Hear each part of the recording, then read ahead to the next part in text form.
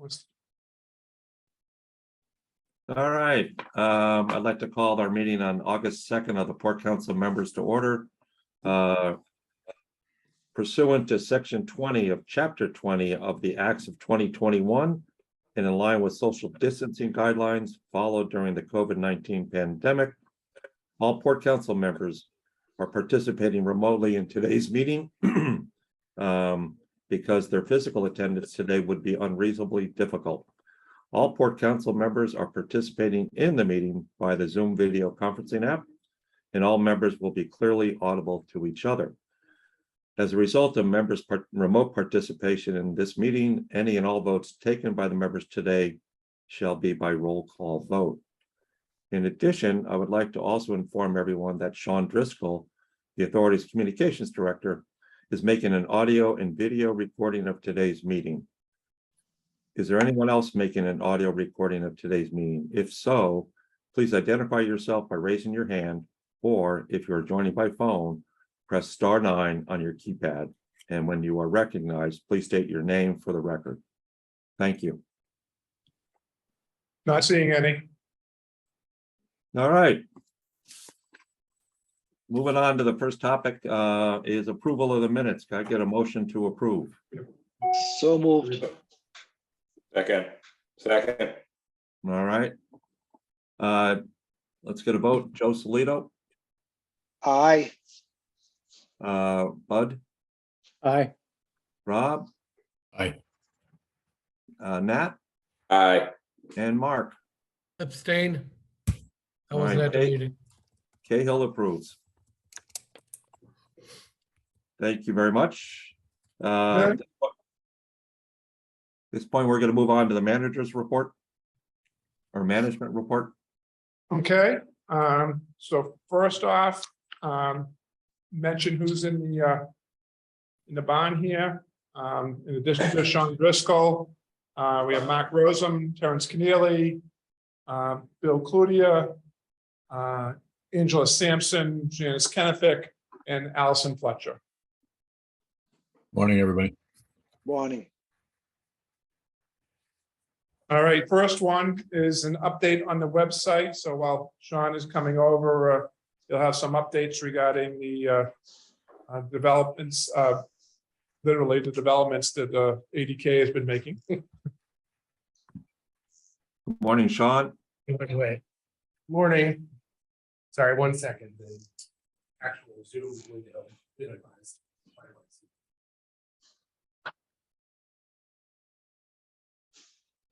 Great. Try that again. I always love technical problems during a website update. Okay, so just a brief update. We're the ADK design team began work on designs for the mobile app and the homepage, and has continued to refine the user dashboard and profile management designs, as well as various internal pages such as the schedules, parking, directions, the about section, things of that nature. The strategies for advertising and call to actions were started, as well as the overall content strategy for the about page, what to do in the events pages. The tech team continued their work on various facets of the site, including some front end work on my reservations, persistent login, account management, and security issues. Accessibility audits were completed on the main header, side navigation bar, the main footer, and the booking bar. And we're continuing work on securing a content management system. And once that recommendation has been made by ADK and accepted by us, the timeline will be revised to account for any necessary changes. Our goal remains to have a site ready to launch by early November, but it's becoming increasingly likely that the actual launch will happen in February or March to allow our internet general openings in January to occur first before we switch. And just to note that we continue to post updates every other week online at steamshipauthority.com/webproject, and then also in our bi-weekly e-news edition. So happy to take any questions. And Bob informs me there have been 13 of them so far. Bob is counting, apparently. It's what Bob does. How about Port Council members? Any questions so far? Nope. All right. Sean, thank you very much. All right, thank you.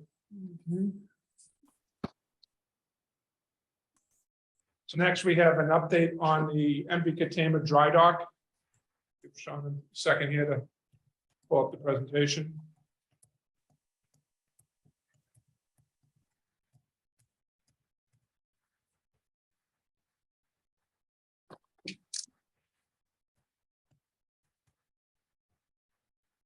All right, so the Katama, which had been scheduled for a dry dock period from June, a revised dry dock period from June 25th to August 8th. You may recall it was delayed because of a turbo replacement project with the MV Gayhead. So it was delayed until July 15th. At this point, the hull plate repair and replacement has been completed. They still have some coatings to apply to the underwater areas, but the inspections of the propellers, the rudders indicated that the shafting and props and rudders did not need to be removed from the vessel for any work, and that the seals were in good condition and didn't need to be replaced. As you may know, the Katama was refloated yesterday in order to allow for the MV Gayhead to be docked to take care of. We discovered a small crack above the waterline in the stern of the vessel between in a steering gear void. It's a small amount of water, so we investigated it and were able to determine there was a small crack. It's actually very difficult to find, but it was found. So at this point, the Katama has moved down to New London, Connecticut, main shipyard. It's up on the dock as we speak. Actually, I believe the Coast Guard is, if they're not there, they're expected there shortly. The Gayhead's on the dock, sorry. Looking at the picture of the Katama. So the Gayhead's on the dock. The Coast Guard's going to be there. If they're not there already, we'll be there shortly to inspect it. We've determined how big of an area. It's about, in order to take care of this, they'll just crop out a piece of a hull plate. So about 18 inches by 24 inches and re-weld it, recoat it. So we expect that work to be approved by the Coast Guard and get that work done by sometime tomorrow. We'll have to recoat that section of the vessel, allow it to dry. So at this point, we expect the Gayhead to be refloated either late Wednesday or first thing Thursday morning, depending upon how much daylight they have. The Katama will then return to the dock because there is still some work that they're working on. If you go to the next slide, they are, the keel coolers, channel coolers, working on those, making sure that the anodes are replaced and reinstalled. So there's still some work there to be done. But at this point, we expect that the Katama should. Okay.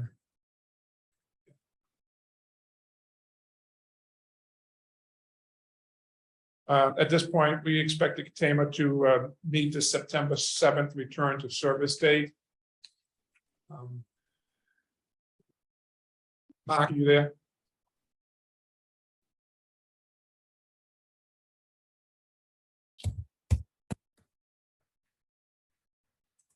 Good morning, everyone. Morning, Mark. I don't know how much of that you caught, Mark. Now, I heard that you just started talking about the Gayhead. Yeah. And just as an update, we're the Gayhead in dock at Main Shipyard. We docked last evening, yesterday afternoon, and right now we have a crack at about frame number 79 to 80. So we've got it all cropped out as of right now, and the 1/2-inch plate, we're in the process of going through with Coast Guard, and we have a couple transverse frames replace along with the crop and part insert of the plate. So we'll have everything probably completed sometime tomorrow, and we'll be ready to launch on Thursday morning. Great. In the next. So here's the snapshot, yeah. And so this is a snapshot of the containment. The contract value is 1.13 million, grand total 1.32 million.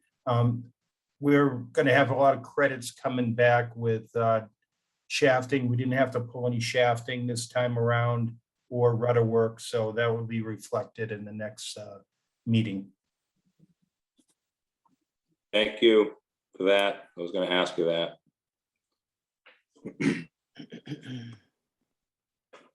Okay, so if anyone has any questions regarding the container and or the gate head, No questions? I Thank just you very much. want to say, Thank you, I Mark. just want to say thank you to you guys. Our relationships with these places is showing itself right now, and how complicated stuff can be, and how keeping things nice and tight and simple can work, and you're seeing it right now. So thank you all for everything that's happening. well, it's thank you to our, to the shippers to be able to Everything. modify their schedule. So for everyone's information, what we've done with the gay head being out of service is that over the weekend, we did have the Sankaty down on the Nantucket run for running its scheduled trips. The vessel returned Sunday night to Woods Hole. The schedule calls for it to run 2 trips to the Vineyard in the morning instead of 3 trips.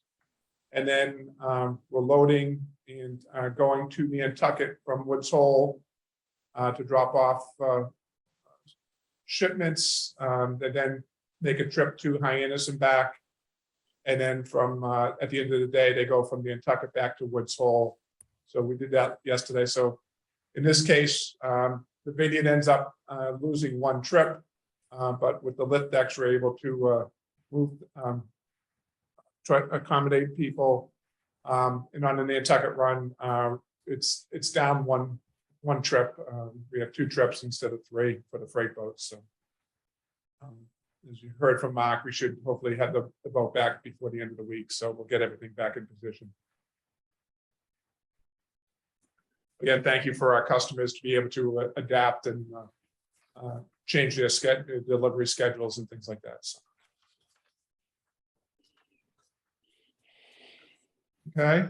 Yep. Next we have an update on the Woods Hole Terminal project site work.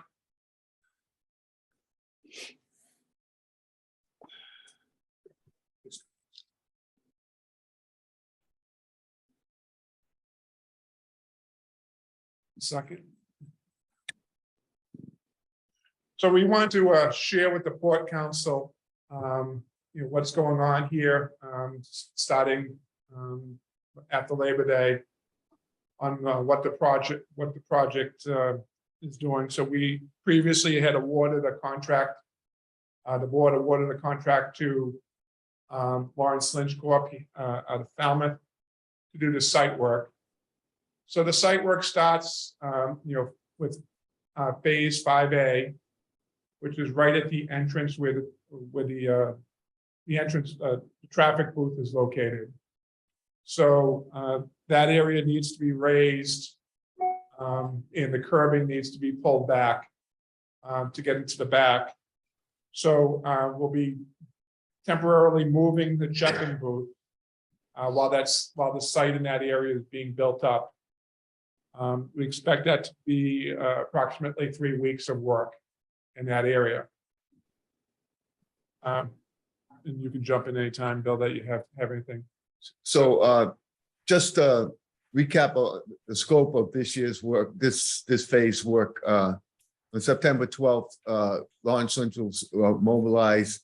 The goal is to raise the site elevation to approximately 10 feet, install stormwater, relocate underground utilities that are in the path of underneath the location of the permanent terminal, and also move the switchgear out of the freight shed into a temporary building in the employee lot. This will all allow us, this work will all allow set the stage for the final the construction of the final two buildings.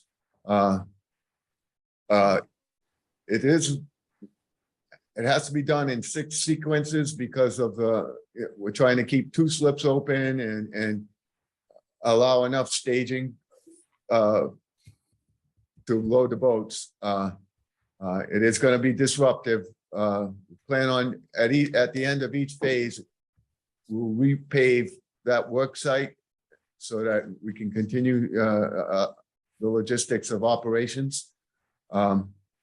As Bob said, phase 5A, we're going to be relocating that ticket booth and raising that elevation to about 9 feet. 5B is around the freight shed. We'll have no use of the slip 1 at that point. So the elements of it, so in phase 5B, we're gonna be needing to relocate, our hazardous storage or fuel storage trailer, the compactor and the like. So all that phase 5B is located on the south side of our property, not directly in front of slip 1, but close to it. So we won't have access to slip 1 most of the time. Okay, And that work is expected to take about 5 weeks.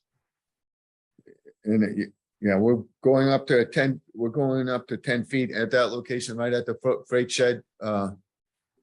We move on to 5C, which still kind of hinders access to slip 1, but we do have access on the south side from the south side. We've got to remove a temporary retaining wall that we had to install for 5B, and then we're raising everything up to about 8 feet, installing installing stormwater and connecting it to what was installed during the marine contract. Moving on to 5D. So 5C is expected to take about 5 weeks as well. Moving on to 5D, this is the main staging area.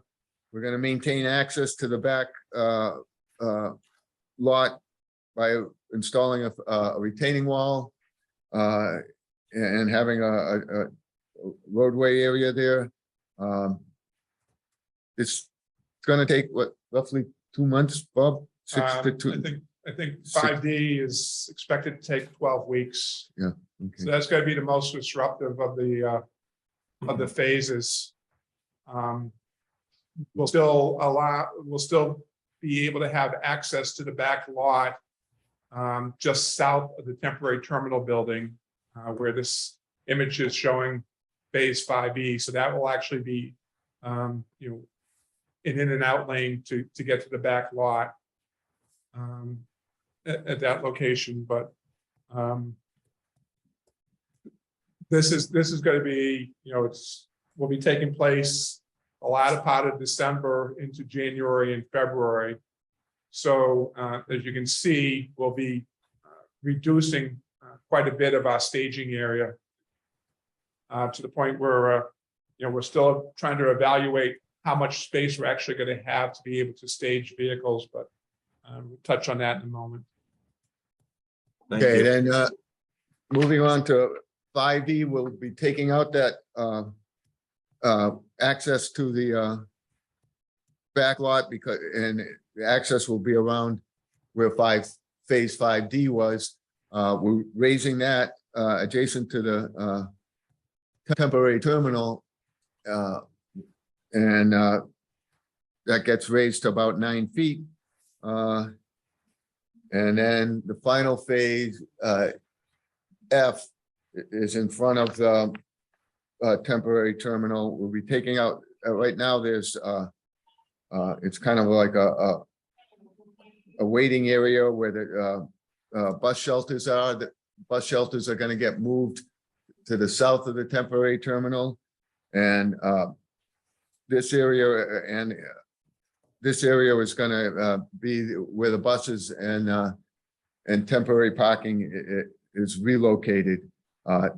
We need to do this in order to have space for the footprint of the permanent construction of a permanent terminal.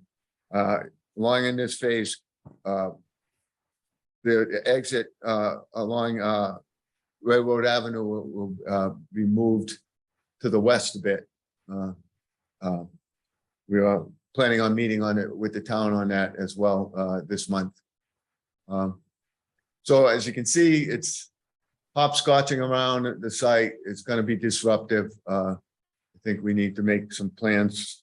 We've been working with operations, making plans to do that, but we have to get this accomplished in order to raise the site elevation for floodplain requirements. And that's all I have to say. I'll take any questions. So I think in 5E, Bill didn't touch on, so when we're doing 5E, the front portion of the stairs and the ramp for the temporary terminal building will be relocated, so that way the ADA accessible portion of it will be on the south, but west side of the temporary terminal building. And then there'll be stairs on the northern portion to get down, but and then, as he said, the 5F will be taking that plaza area, raising it, but we'll be including afterwards the temporary the 15-minute parking, as well as the bus pickup and drop off. So as you can see from this, there's a lot going on.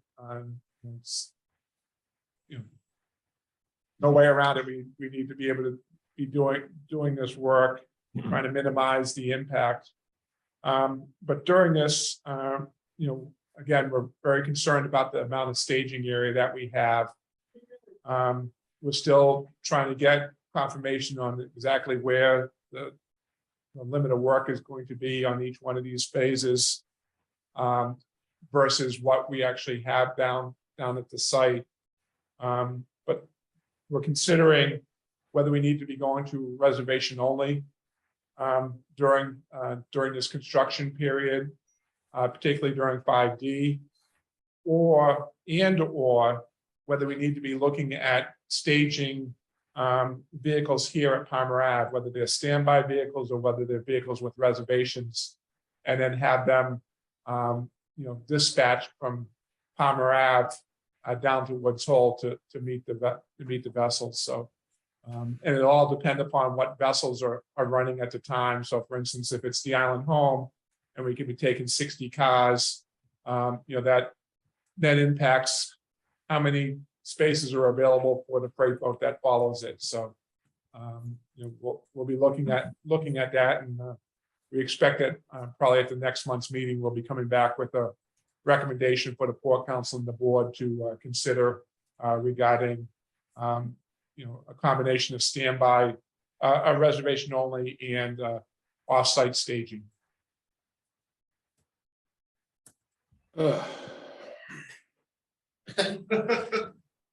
This sounds like what we're dealing with right now without the gay head to me, but. I got a couple of questions, or Bill, either one. What's the completion of 5F? What's the forecasted date? Will hopefully be done, We'll be done by middle of May. middle of May. We'll be done 15th. by middle of May. All right, and then a couple of other follow-ups. I'm assuming you guys have already figured this all out, but it's a question I want to ask is, what about a more increased police presence during this period down at the dock? In the Public We've, police? yeah, we may need to be considering that. We're already talking about, with typically we end up laying people off in the off season, that we may need to be keeping those individuals around for traffic control and the like. Okay. And then the final question is, I would just assume that we're going to have a good communication strategy and getting the word out to not just the people in Falmouth, but also the residents of Martha's Vineyard. Right, Sean is very enthusiastic about getting those messages out. All right. Thank you, Sean. Any John, questions? This is Bud. I have a question. I'd like to know if we could get a printed phasing so that we can see a timeline and what's happening on certain times, just so, this is very confusing to me. Yeah, and there was an engineering drawing that we had gotten, but even for us, it needs to be, Cleaned pointed up. out clearer. So we're working with the engineers on getting something that's a little bit more understandable. Okay, thank you. Rob, I had the same question as Bud. I could sort of visualize a matrix that has your phases and your timeline and your scope. And being a former project manager, even the dollars, but I don't care about that so much, but I do care. But somehow a cheat sheet that we can sort of understand would be helpful. I guess I'm curious about a couple of things. One is whose plan this is. Was this the architect's plan or the contractor's plan or them working together or the three parties? So Rob, what we did is when we went out to bid, we came up, the engineers and the architects came up with a plan trying to keep two slips open at all times. So we at one point, there were 13 sequences and I said, that's unacceptable. We can't, this is ridiculous. So we've been fine tuning this over the year to 6 sequences. And at one point we considered giving up on it because the asphalt plant closes in December, at the end of December. I was able to get permission from Lawrence Lynch to keep their asphalt plant open all winter so that we can accomplish this work. It would have really delayed the start of the construction of the terminals if we didn't get this work done. Just for your information, the bid opening with Lawrence Lynch was just over 2.9 million for this phase of work. So the estimate had for this portion of the project was 3 million. So it came in within a couple $1,000s of that estimate. That's for the whole project or that's just phase Just- phase 5? Just this site work portion of the project. Okay, thank you. So just for nomenclature purposes, the phase 5 is obviously after 1 through 4, and 1 through 4 was The marine Well, contract, all the other work that's been done. yes, all the marine contract which is complete at this point. And I think you mentioned the starting date is September. It ends in May. Well, It's in September. September 12th and hopefully we'll be done by. We May will be 15th. done by May 15th.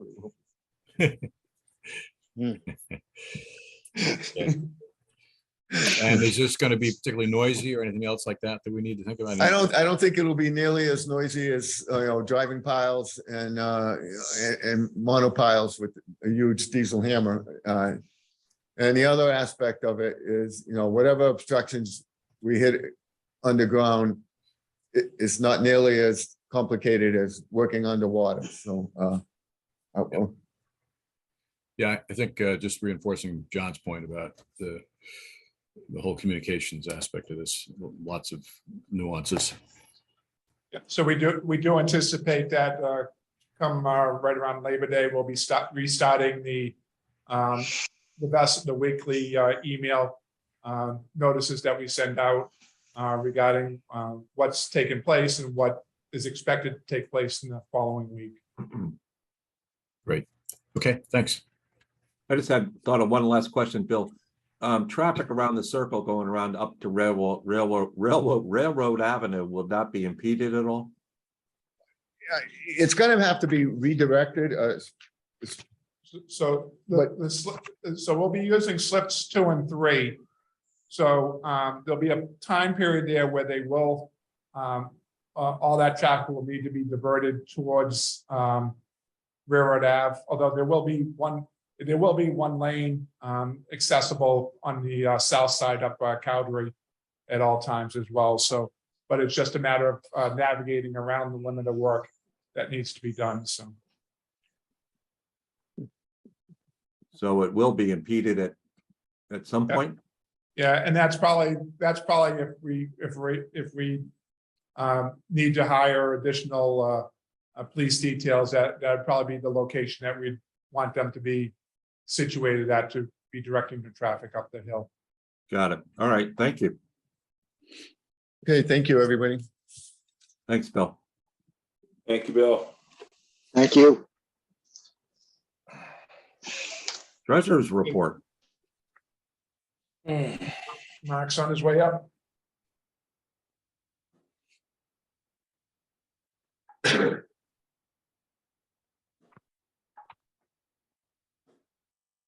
Morning, everyone. Good morning. Mark, All right, so we got the business summary for the month of June. Okay, so for the month of June, passengers on the Vineyard route were up about 17,000 passengers. On the Nantucket route, they're up just under 5,900 passengers. Both routes combined for the month of June were up just under 22,900 passengers, or 7.7%. Year to date, we're up just under 85,000 passengers at 8.2%, pretty evenly distributed between the two routes.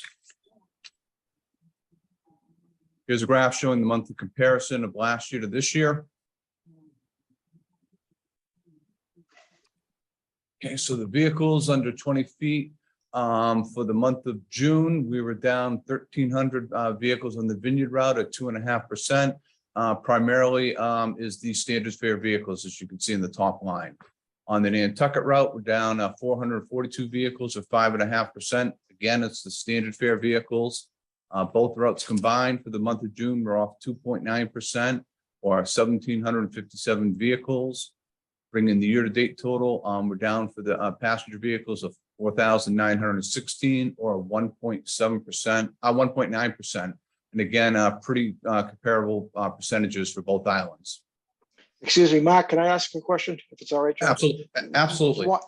Why are the vehicles standard fares down so much? Is that because people are leaving cars now over on the Vineyard? I think it's more of the normalization after COVID, where these are starting to get back to the same distribution of the excursion percentage, where the excursions were down the last 2 years and the standard fares were up. And now that COVID is not as impactful, where people are more coming off the island doing things we're doing in the past, and you don't have as much of the secondary homeowners traveling back and forth, whatever it may be. Okay. And you can see the passenger numbers are up as well, where it's getting close to the pre-pandemic levels. Thank you. Here's the comparison of the vehicles by month for the passenger vehicles. Freight trucks for the month of June, both routes combined were up 467 vehicles of 4.9%. Pretty much evenly distributed for the quantity between the two runs. Year to date, we're up 3.2%, or just over 1,400 vehicles. And again, pretty close in the quantities for each island. Here we can see the distribution by month comparing 2021 and 2022.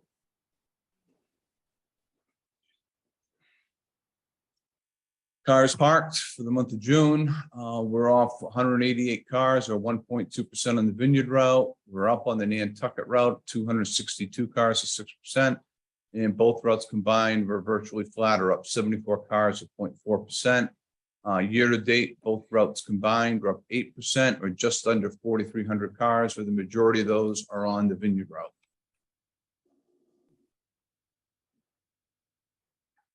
And here's the monthly comparison with the cars parked for both routes combined. Trip summary on the Vineyard route for the month of June, we had 2 trips canceled for mechanical and none for weather. On the Nantucket route, we had 12 trips canceled for mechanical and 0 for weather.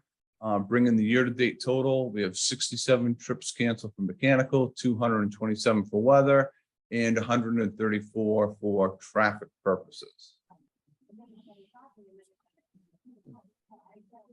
Financial snapshot, month of June, operating revenue of $15,056,000 was higher than budget by $343,000. Other income was higher than budget by $120,000. Operating expenses of $10,324,000 was lower than budget by $136,000. Other income deductions were lower by about $11,000.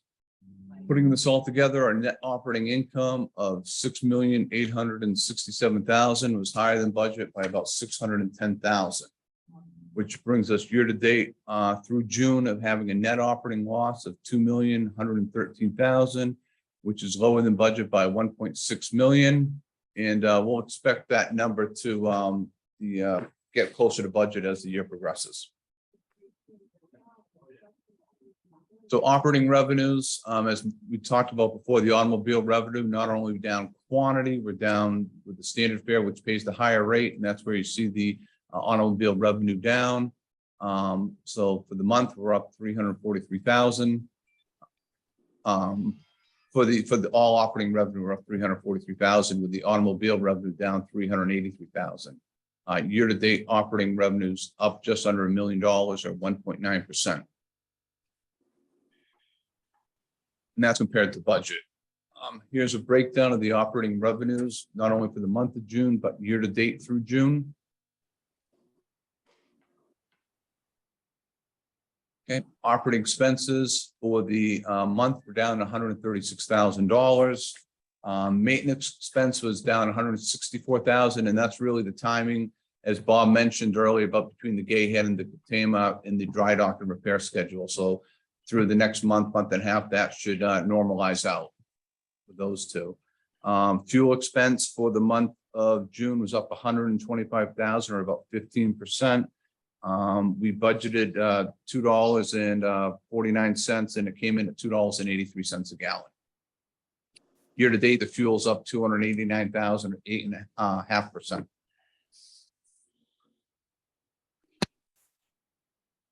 Here's a breakdown of where the operating expenses go for June, also at the for the year to date. Quick snapshot into July for the first 3 weeks, comparing 2021 and 2022. Both routes, the passengers were up just under 15,000, or 5.5%, bringing the year to date total for both routes combined just under just under 100,000, or 7.7%. Vehicles carried, where we can see the standard fare a little more normalized compared to the previous month, where it's off 3.7% for the first 3 weeks. The Vineyard route, total vehicles combined is virtually flat at 0.1% up. And on the Nantucket route, we're down 3.5% for the first 3 weeks of July, at 329 vehicles. And again, all the mostly in the standard fare vehicles. And with that, I'd be glad to answer any questions anyone has. Rob, go ahead. Yeah, Mark, excellent job as always. I'm curious if you've had occasion to look at how the numbers compare to 2019. Now, I realize that's ancient history, but Oh, that's good. But question. 2020 and 2021 even are COVID times, and so while it's interesting to see the comparison with last year, it would be particularly instructive to compare it to 2019 to see if there's something sort of trend-wise from back in the day when we weren't constrained to like we are now, which is relatively unconstrained. Yep, so the passengers through the 3rd week in July are at 95% of what 2019 was. So we were in July, we're about 90% of 2019, in June roughly in those numbers, and for a couple of months, we're at 2019 levels, for May, April, March.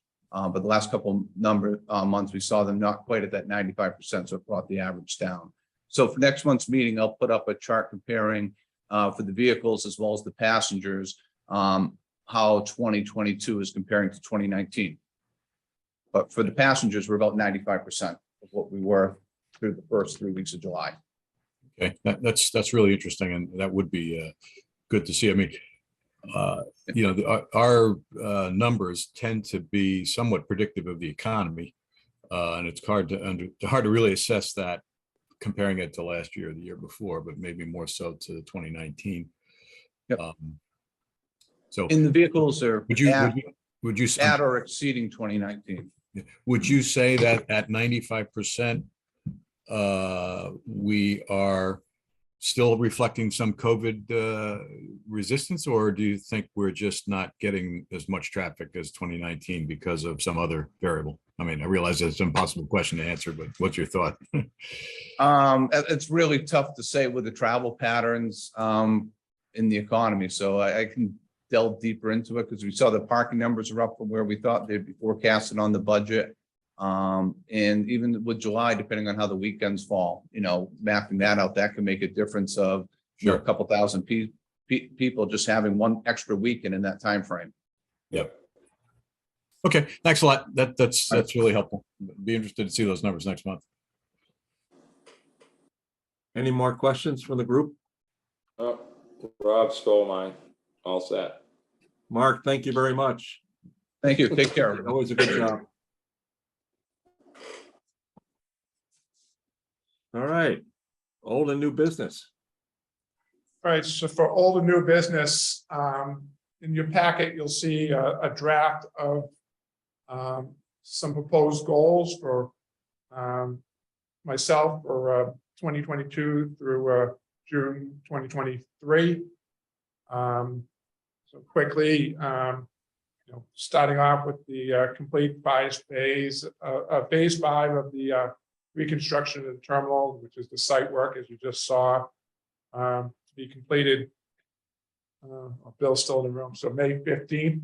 No, it says May 18th. Don't want to give them the extra 3 days. Next would be for us to be issuing an invitation for bids in the award of a contract for the construction of the terminal building and utility building, to have that contract awarded by the end of March, to issue and evaluate proposals and the potential award of a license to provide freight transportation services from to the island of Martha's Vineyard. That's target there is by the end of the year. We do actually have a RFP out on the street right now that hopeful that there'll be some response to that. There's been a few inquiries, so we'll see. Next would be to oversee the seeking proposals and the award of a contract for audit certification services from a ship classification society. So that way we can start the certification process for our SQMS, or Safety Quality Management System. Target for that is to get one of the classification societies on board by the end of the year. Oversee the solicitation of proposals and award of contract for qualified solar developer to develop a solar array canopies here at our Palmer Ave facility. As you may recall, we did that already for Thomas B. Landers, and they're in the process of getting that permitted with the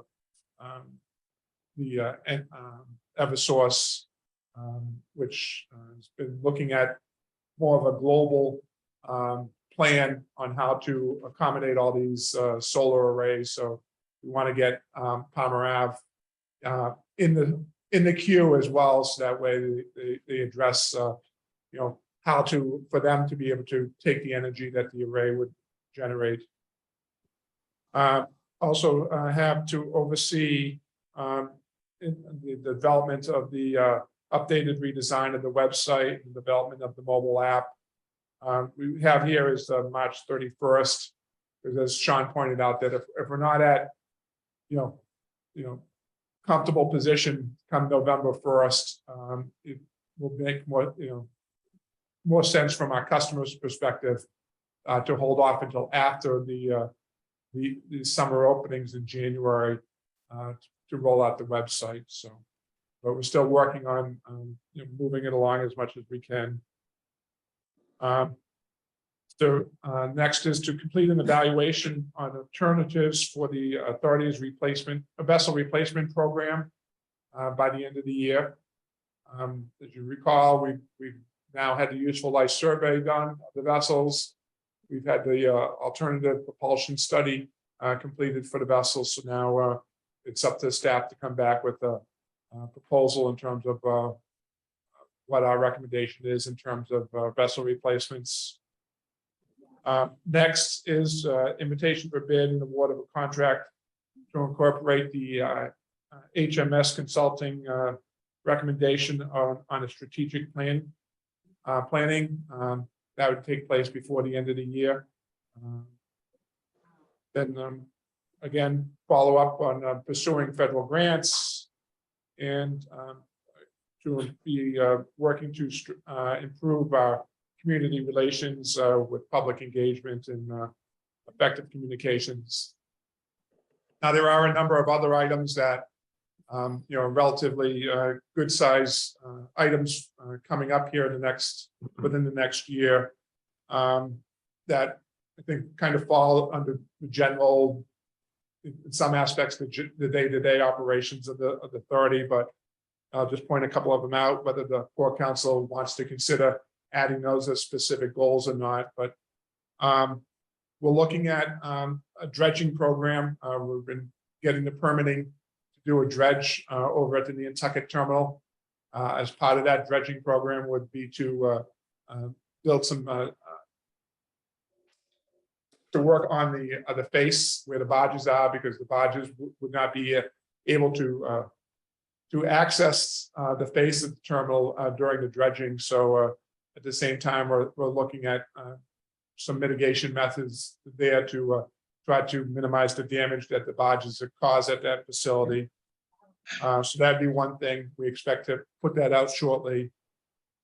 We also have the Nantucket Transfer Bridge Replacement Program, which we've gotten onto the tip for Nantucket, and we just need to work out a contract with MassDOT because there's some funding that we're getting from the ferries program for that program. So once we get that done, we'll be putting a contract out for the replacement of the transfer bridges over at the Nantucket terminal.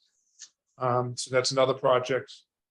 In Vineyard Haven, we're looking at doing some rehab on the, I guess that's the North Transfer Bridge over the winter time.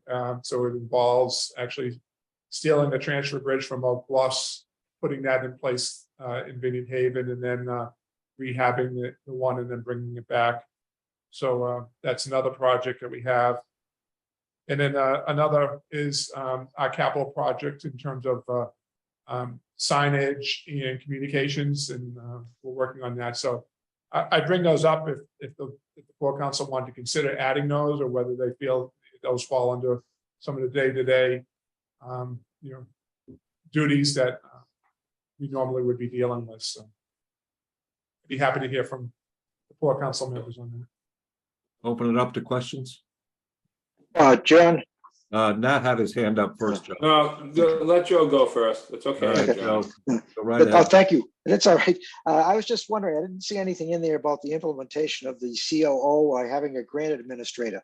Is that going to be part of this year's goals? Yeah, those we're hopeful that we'll be able to get someone on board here shortly in these positions.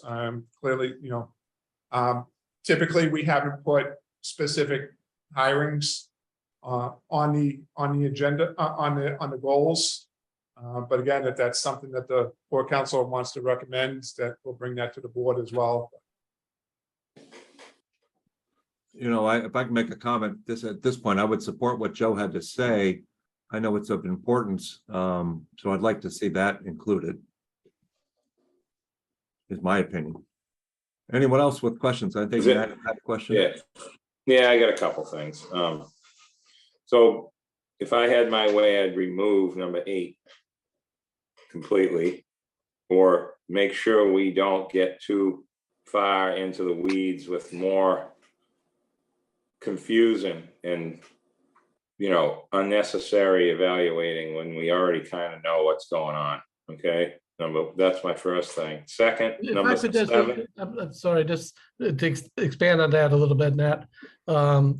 What does 8 mean? I don't understand. Well, it's continuation of 2018 stuff, I'm assuming, Bob.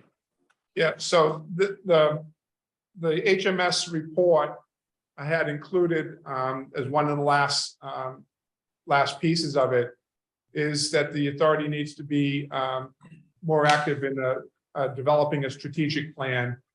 You know, a lot of our planning has been predicated based on our capital budget and operating budgets on what we can afford.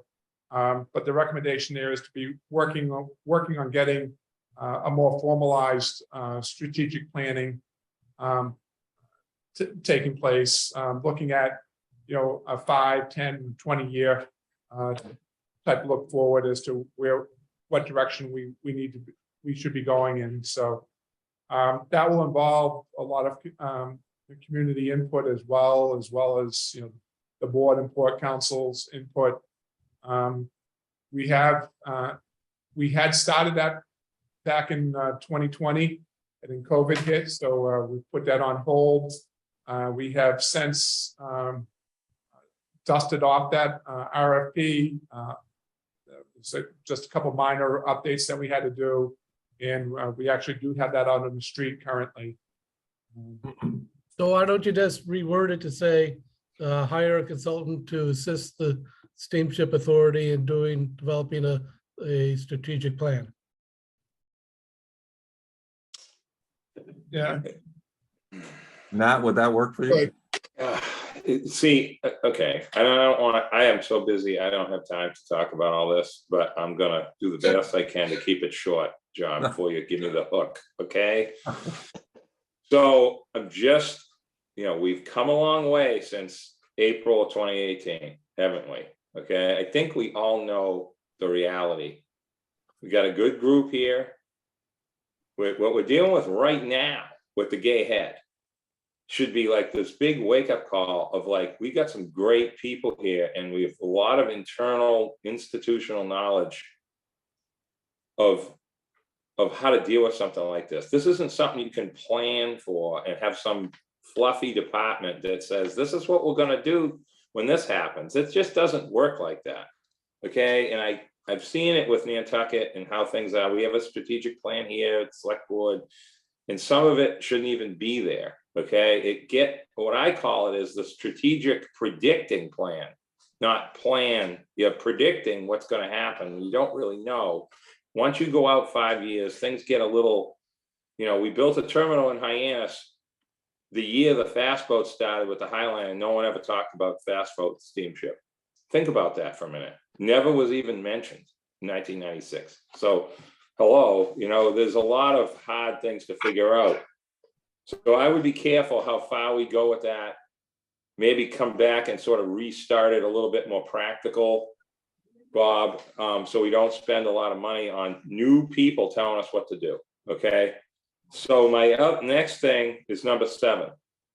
Is similar to 8, but I'm happy with how we have modified our sort of language and messaging about all the boats are old and they're falling apart, and how the media has blown that up at every turn. And we've been able to sort of kind of rein it back in recently, especially with the Seattle whatever their name is up there, that Yep. alternative power thing presentation was really good because it gave a realistic view and analysis that we all need to hear. Okay, even if you are full-blown electric thinking it's just going to snap a finger, you have to realize that that isn't going to happen, and that's a good analysis, along with the potential of those freight boats in New Orleans. I want to add something, Bob, to the list. I don't know if it's worth, if it's sort of in what you just said a minute ago about Nantucket. We're working, just for all you guys to know, you have a little working group sort of between the land bank, planning director, and Ken Bogrand, who is the real estate specialist, they call his position for Nantucket. Very smart, very well-schooled person, trying to figure out how we're gonna rebuild Nantucket's terminal piece at a time, how it's all gonna fit, walkability, etc. Bob knows exactly what I'm talking about, and I think that it's important for you guys to know this stuff because you're not over here, you don't see it. And it isn't gonna, Nantucket Terminal is not gonna be just like rebuilt, have a good day with new sheet pile. There's gonna be other things down here that are gonna make it, more usable, possible, half a slip that's slightly different than the others. The walking boardwalk thing that the land bank just did to nowhere, that's going to end up hopefully connecting to our side. There's a lot of collaboration, and Bob, so that's an ongoing thing. That it's not going to happen tomorrow, so I don't know where you'd want to put that, if at all, in this goal, but it's sort of a 5-year sort of thing, not a 1. So just wanted to throw that in. Appreciate it. Any more questions from the Port Council members? Rob? Yeah, I have a different view. I guess it's predictable. I believe that strategic planning is an important process. It was highlighted as one of the significant weaknesses of the Steamship Authority back when HMS did the CERT study. This has been an outlier in terms of not getting addressed for the reasons that Bob stated. In fact, I think that the goal should be broader than just putting out an RFP and getting a contract in place. It should be really about the process of strategic planning.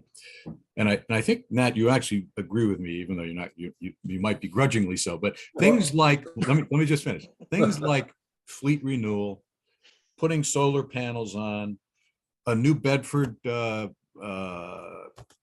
freight route, all of those things are part of a strategy.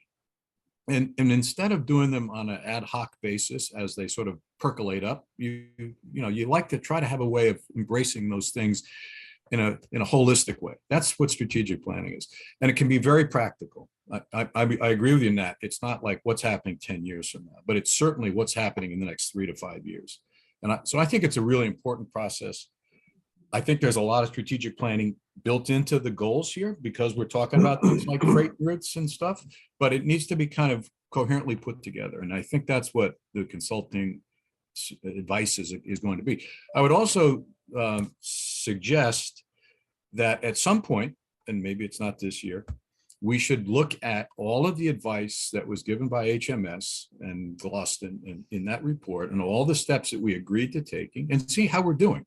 Now, my take is we're doing pretty well, but a report card on how well we're doing would be a good thing to assess whether or not all of those things have had the necessary impact. We're spending a lot of money on safety, quality management systems, and a whole host of things that we weren't doing before. Is that a good bang for the buck? So I would say that's a thing that I would view as something we might want to have as a goal, whether it's this year or next year. It could be, my arm could be twisted, but we really ought to have a report card on how we're doing. So those would be my 2 comments. And that, I think we're still a lot closer together than We I'd say. listen, Bob, we're doing great.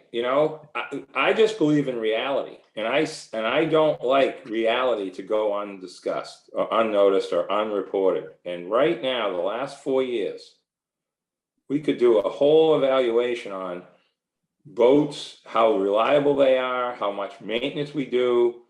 The older boats are easier to repair than the new ones. I mean, there's a million things. It's no different than vehicles, okay?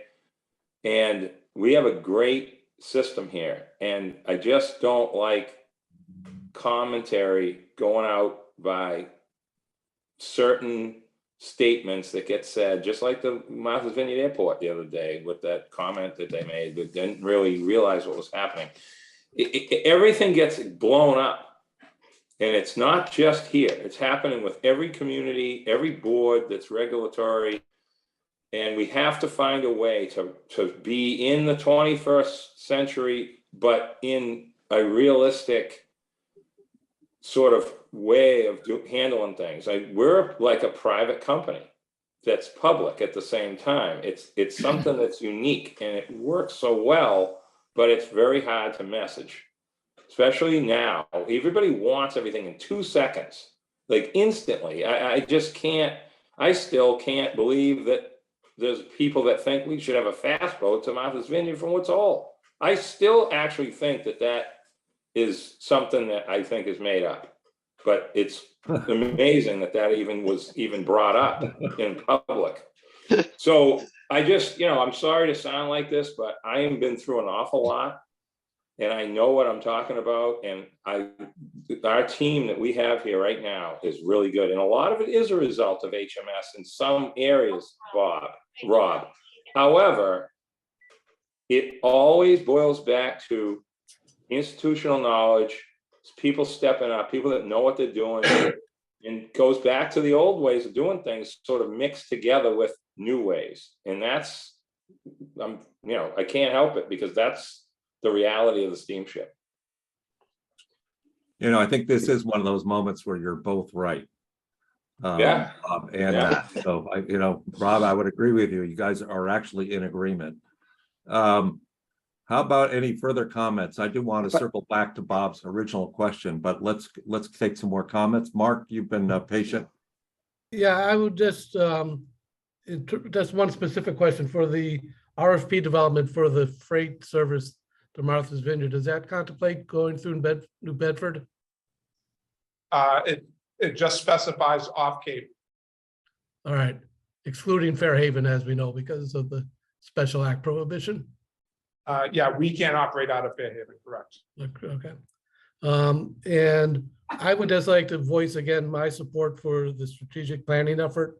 We've done so much, so well recently. We've got the SQMS report, we got our finances in order, we got a robust capital budgeting process. What we're lacking is a document that will tell us where we want to be in 5, 10, 15 years down the road. Some of these capital projects take that long just to start the process of thinking about them. So unless we go through the effort to try to predict where we want to be 5, 10, 15 years down the road, we're really not providing the direction, the long-term direction that we need to keep us at the forefront of doing our mission statement, which is to serve the public. Thank you, Mark. Joe, you had your hand up earlier. Do you still want to? No, that's not, no, not on this issue, no. All right. Well, a lot has been said. I think, can we circle back to Bob's original question, which he wanted to ask us? Should we include his supplemental list? I know it's quite lengthy. I hope we don't have to repeat it, but before I give my opinion, I'd like to hear what the Port Council members have to say. I think adding an additional objective or goal that says miscellaneous projects, and then just itemizing what the director the general manager put together. Again, I mean, he does such a great job on completing this stuff. One of the ways we can acknowledge that and is by having him report at the end of the year his accomplishments in this area. So I think it's a win-win situation for everybody. It informs the public of what we intended to be doing forward, and it gives the general manager the acknowledgements that this work is being done. Thanks, Mark. Any other comments? agree with what Mark just said. Some sort of way to sort of A, B, C, Yeah. something to make it on paper, but not all, separated numbers. I think that's a good, good idea. All right. Any other comments before I weigh in? I also want to reinforce what Mark, I think, implied, and that was at the end of the year, we get a report on the status of the progress in each Status, one yeah. of those as a part, Yeah. in a timely Yeah. manner to support the review process. Yeah. Yeah. All right, Bud, did you have anything you want to add? Not at this point, no, thank you. Okay, well, I'm also in agreement with what Mark, Nat, Rob, and Joe had to say, so Bob, I don't know how you're gonna capture all that, but I'm sure you'll have He the, knows, he knows. he'll figure it out. We'll get something, we'll put something together. All right, you don't need a motion for that? It would be good if, if there was a endorsement on this and with this caveat that I include another item to, catch up on to include identifying some other projects that, All right, how about I try this? How about as well as reporting. I'd entertain a motion to include a caveat list of Bob's recommendations to be included on his review, and like to get a motion to approve. Could we amend that motion by asking that he rewrite item 8 to be more specific towards development of a strategic plan? How does everybody feel? Yep. Yeah, Agreed. that's fine. Okay. So move. Can we do that? So move? Yeah, I'll make the motion to create that caveat of our language and additional stuff to the current 10 list. Can I John, get a I think you had suggested the COO position being added as a goal. Did you want to do that? Joe was, and Yeah. and I supported him, yes. Okay. Yeah. Yeah, we want to capture that. So I need a second, I believe. Second, All right. Any discussion? Let's call the vote. Rob, If we make it, so just for clarity purposes here, yes, do I have it right here that the motion is to accept the goals as presented with the modification to goal number 8 to include the actual development of the strategic plan, easy for you guys to say, not for me. The inclusion of a additional item identifying other significant projects that the authority intends on undertaking over the next 12 months. Not limited to the dredging, the transfer bridge replacements, et cetera. And the addition of completion of the hiring of a COO and a grants administrator.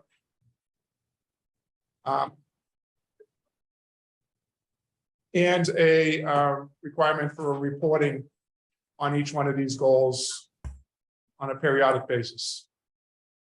That sound about right? I think you hope got so. it. Yeah, that's good. I guess I have one comment, Bob. The way you phrased it about having a strategic plan, I'm guessing you're not going to have a strategic plan by the end of this. I was thinking more that you're going to have a consultant help you develop the process for the strategic planning and then implement it, which might not happen by next June. I don't know. I don't want to give yourself a goal that you're going to not have a chance of succeeding at, but maybe I've got that wrong. Yeah, no, and that's kind of why I had put in here as to December. I figured we need to get someone who's a consultant that's done this type of work before on board. And then from there, the timeline it would be developed in terms of I agree with that. Yes. staff board council and community engagement to develop that, the actual strategic plan. Yep. So are we all comfortable as port council members with Bob's version of the modifications? I would just, rather than periodic reporting, say quarterly reporting on status of the objectives, be a little bit more specific.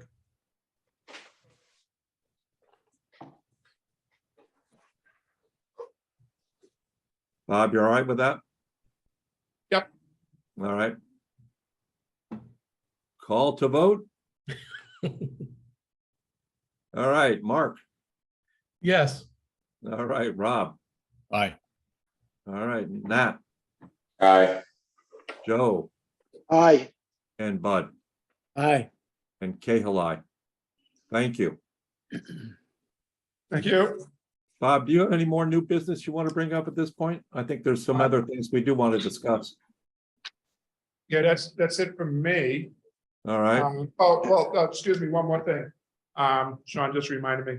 So, as you're aware, or may be aware, is that the legislator did, and the governor did approve a extension on the remote meetings through the end of March of 2023. So, as previously we had submitted a calendar, and just want to continue with this. We can always at some point choose if you'd like to get in person, to meet in person, but if this works for everyone, we'll continue to do this way. great. fine. Good news. Thank you. All right, any other new business? I see Joe, John. your hand up. As some of you may or may not know, last Tuesday night, myself, Mr. Cahill, and Mr. Malcolm met with the Oak Bluffs Board of Selectmen about diverting the 8:30 boat from Oak Bluffs to Vineyard Haven. At the end of that meeting, as I was walking out the door, I had some discussion with Chief Havacost, who's the police chief in Vineyard Haven. And at this point in time, the boat is not going to be diverted, to the best of my knowledge. His suggestion to me was, the chief asked if that boat from Oak Bluffs could be diverted for 15 minutes. In other words, hold it for 15 minutes before it leaves Oak Bluffs, to give time for the buses to come from Vineyard Haven to Oak Bluffs. Is that something that might be possible to do, Bob? Yeah, so that last trip out of Oak Bluffs leaves at 8:30. Just quickly looking at the schedule, it gets in at 9:15. So if we were to delay it 15 minutes, to get in at 9:30, shut down 10. Yeah, the crew has enough time in their operating day to do that, to hold for an additional 15 minutes. The issue I do see with that is that the governor is scheduled to leave Vineyard Haven at 8:45. So we'd end up having a conflict in Woods Hole on these two boats arriving. So I think if we're looking at that, we probably would want to consider delaying the MV governor's trip out of Vineyard Haven as well. Just in terms of, the boats arriving, harbor congestion, and staffing in terms of being able to tie the boats up. And also try to stagger those arrivals, because the number of bus drivers that we have, they have to cycle back to the lots and back in order to pick up passengers. And if there's going to be that many of them, then it may be a little bit of a wait. I don't believe that the intercity buses have any pickups at that time of night. It's usually just drop-offs at that time. So I don't think that interferes with the intercity buses. And the governor's schedule, the governor has enough time in its operating day to delay that last trip by 15 minutes off the top of my head. That may work out well by having both of those trips delayed 15 minutes. As I say, this was at the request of the suggestion of Chief Havacost, which I thought was a pretty good idea. And Joe, if I could just, well, first just thank you for that request, but could I just add for public safety? Is the issue? Yep. To your request? Yes. Question, well, first, any comments from our fellow Port Council members? And I just want to ask Bob a question afterwards. Mark, No, okay. Bob, would it be helpful for the Port Council members to put this in a form of a motion as a request to the board? Yeah, if the Port Council supports this, it probably would be helpful, at least that, now that it's been brought up, I'd be bringing it up to the board. The board meets on the 16th, I believe. Today's the Alright. 2nd, so it'd be the 16th, so. But then, part of it would be that we want to make sure that, we get some messaging out as Yep. well. Okay, I'll make that in the form of a motion then, John. Yes, if you could try, that'd be great. And then just to help you out a little bit, make sure we do mention 3 nights of this. Yeah, I apologize for that. It's going to be Friday, Saturday, and Sunday night. The motion would be to ask that the 8:30 boat be held until 8:45 to leave from Oak Bluffs. And it'll be for Friday night, Saturday night, and Sunday night. And that's the weekend before Labor Day. And as a Port Council for Tisbury, if I could just say, could you add to that motion at the request of the police chief for public safety? Are you all right with that, Joe? Yes, I am, as amended. That's fine. Okay, thank you. And do you want to add in what Bob was talking about, delaying the other boat from Vineyard Haven as well? Sure, that would be fine, yeah. Bob, is So that, putting in, that putting in the workable? governor at leaving at 15 minutes later. Bob, can you frame that is that all right with you? Yeah, we have the concept here, so yes. All right, I'm good. all right. Well, thank you, everybody. Let's take a roll call vote on this. Well, first, can I get a second on that motion? Second, Thank you, Bud. Further discussion before we get a roll call vote? All right, let's start off with Bud. aye. All right, Rob, Aye. Nat, Aye. and Mark, aye. Joe, Aye. and Cahill from Tisbury says, thank you, Joe. Yes, aye. All right. Any other new business? All right, seeing none. Thank you. We want to open it up to the general public. So if anyone in the public would like to comment, please raise your hand or press *9. Not seeing any. All right, I'll take a motion to adjourn. So Before the moved. motion, I would just like to say congratulations to Bob for his new contract.